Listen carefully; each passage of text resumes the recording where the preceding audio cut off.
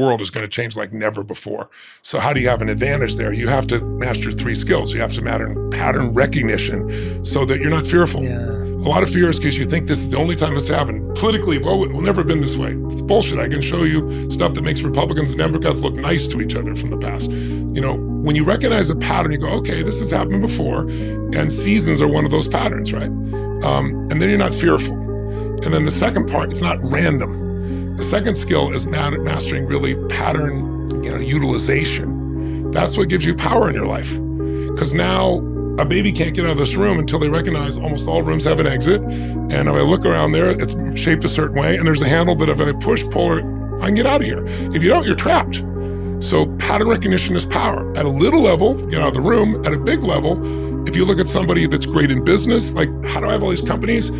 I couldn't even run one company with 5 employees. I was trying to do $1 million in business. I wasn't hitting it. And I was stressed out of my mind to now have 114 companies doing 10 billion. The difference is pattern recognition. It's like understanding and then learning how to use those patterns in those situations. So if you're good in business, there's certain patterns. If you're good at investing, there's certain patterns. If you've got good mental health, there's certain patterns.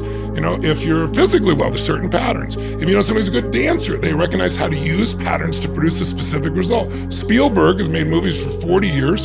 He knows if I'm moving slowly like this, he knows if I go fast, what'll happen. If I pull back, if I bring the music up here.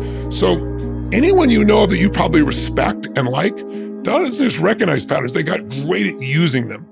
But the third level for me is pattern, a creation, where you really, it's like if you played music, you did it usually by playing someone else's music.